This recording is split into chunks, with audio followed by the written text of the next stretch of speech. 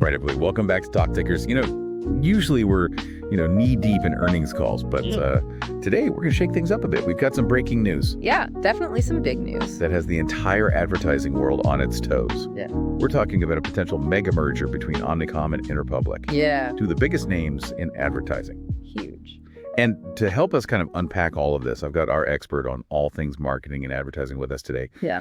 So maybe to start us off, can you give us a sense of why this is such a big deal, this potential merger? Well, if this actually goes through, this would create the largest advertising agency in the world by revenue, Wow, surpassing WPP and Publicis. that's huge. It would be the biggest shakeup I think we've seen in the ad agency landscape in decades. Yeah, I mean, that's a big deal. So let's break this down a little bit, for our listeners who might not be, quite as familiar with all the players here. Yeah.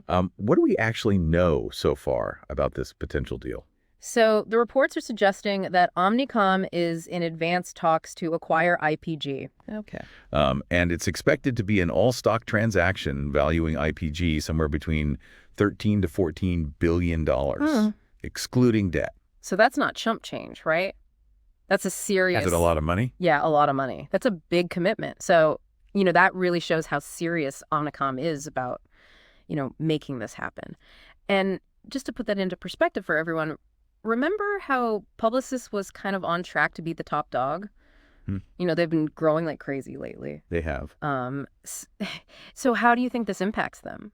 I mean, it's almost like they're about to cross the finish line and somebody just moved the finish line another mile back. Yeah, I think this would be a major blow to Publicis' ambitions. Yeah. I think they're going to have to really, scramble and come up with some kind of response to this. Oh, absolutely.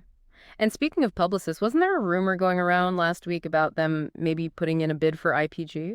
Yeah, there was some chatter about that, although nothing really concrete ever materialized. Right. So yeah, it's all speculation at this point. Okay, interesting.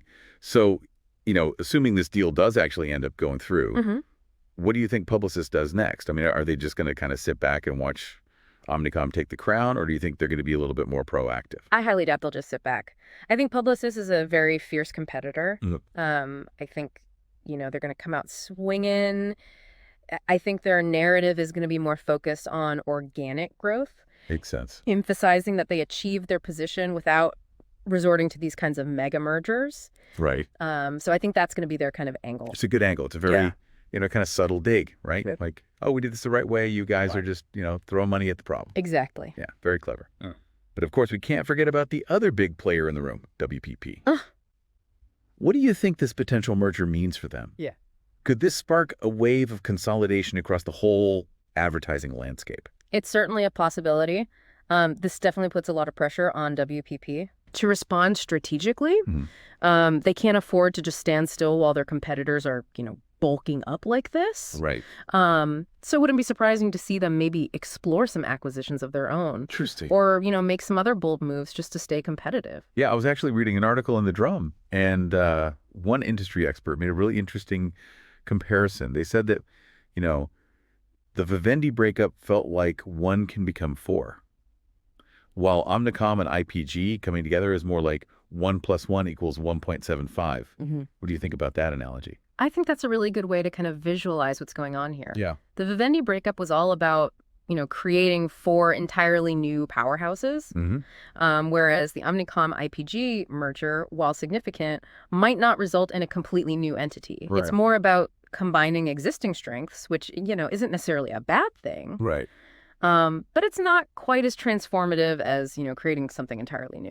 So it sounds like we could be entering a period of, kind of major reshuffling in the advertising industry. I think that's a safe bet. Yeah. I think this merger could be a catalyst for even more change. Okay, so we've talked about how this potential merger could impact, the big players. But let's zoom out a little bit and think about the bigger picture.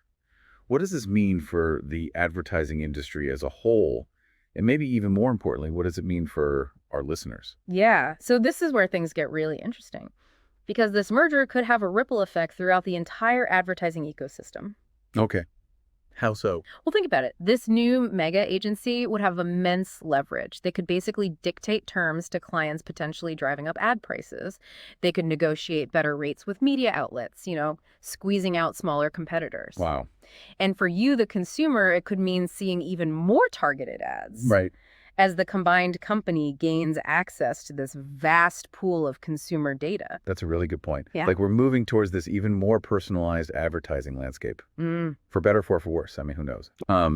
And, we're also in this interesting time where, these traditional agencies are facing all these challenges from these tech giants like Google and Facebook, Absolutely. right, who are also trying to, gobble up all those advertising dollars. So do you think this is maybe a defensive move Yeah, I think that's a big part of it. against those trends? Definitely. They're trying to create this more formidable force to compete in this evolving landscape. Yeah, it's almost like they're building this fortress to kind of withstand, this digital onslaught. In a way, yes.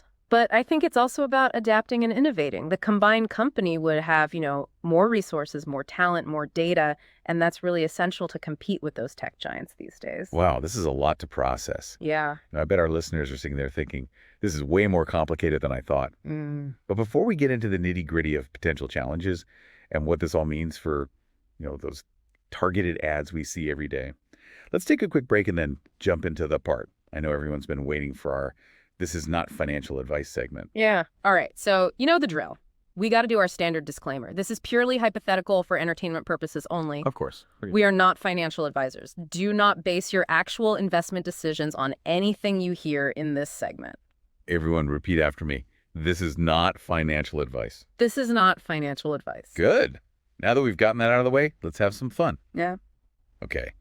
I'm calling this trade idea the Madison Avenue Shuffle. Ooh, I like it. It's a bears trade. We're going to go short WPP and long Omnicom. Okay, so you're betting on Omnicom coming out on top in this new ad landscape. Exactly. My thinking is if this Omnicom IPG deal actually goes through, it puts a ton of pressure on WPP to respond. They can't just, sit there twiddling their thumbs while their rivals are getting bigger and stronger. Right.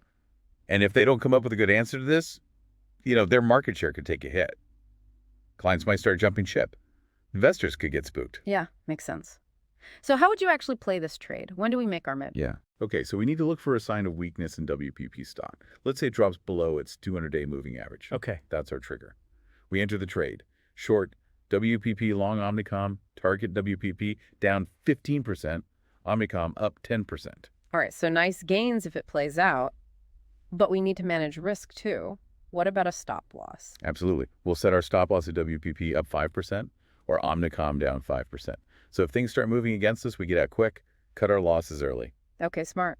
Now, what about catalysts? What could really make this trade pop? Good question. There are a few things to watch out for. Keep an eye on any industry conferences coming up. We might get some hints there about how WPP is planning to respond to this whole merger situation. And of course, there's WPP's next earnings call. If they don't have a convincing plan to deal with this new landscape, their stock could really take a hit. All right, so we've got our entry point, our exit strategy, our catalyst. What about risk reward? Is this trade worth the potential risk? I'd say this is a 1 to 2 risk reward trade, meaning for every dollar we risk, we have the potential to make 2. Not bad. Right? Not bad at all. But of course, there are always risks involved. Oh, tons of them. Remember, regulatory hurdles could still, delay or even kill the Omnicom IPG merger altogether. Right, that would definitely throw a wrench in things. Yeah.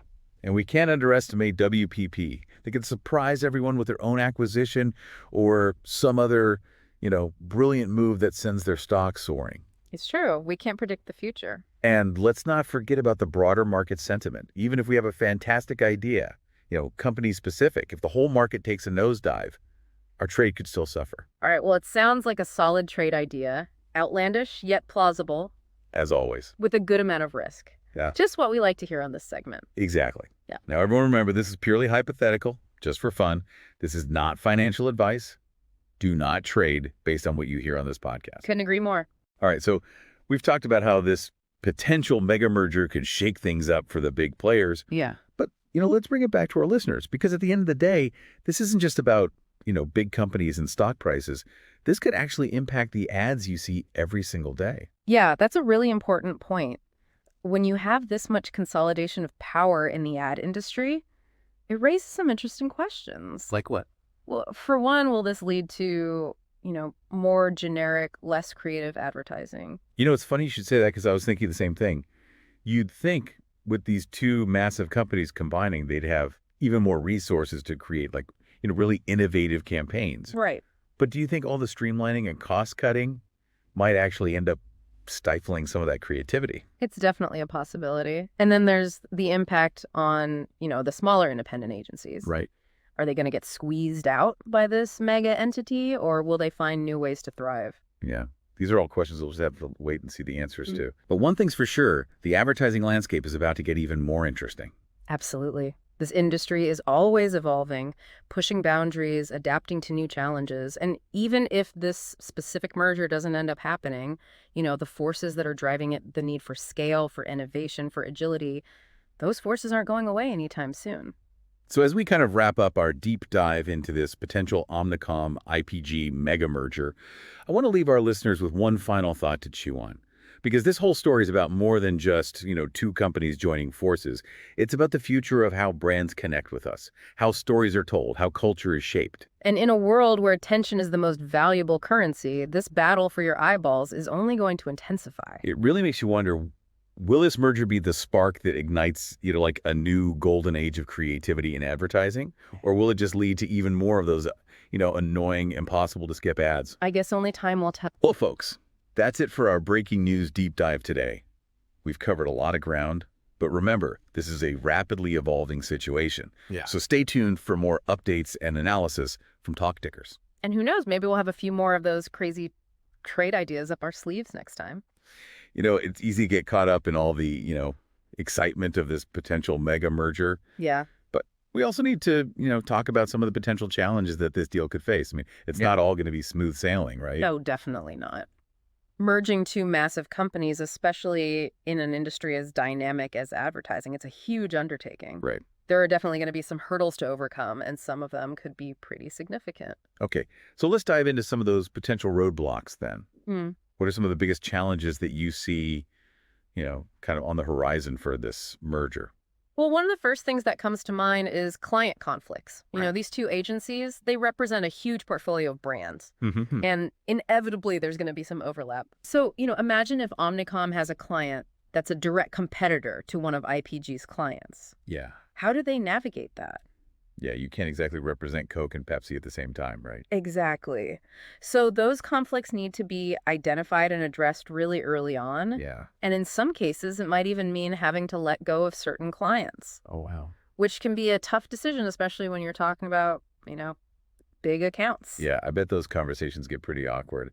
Sorry, we love you, but we're breaking up with you for someone bigger. Exactly. Ouch. But, client conflicts are just one piece of the puzzle. What other challenges might they run into? Another big one is managing those executive positions.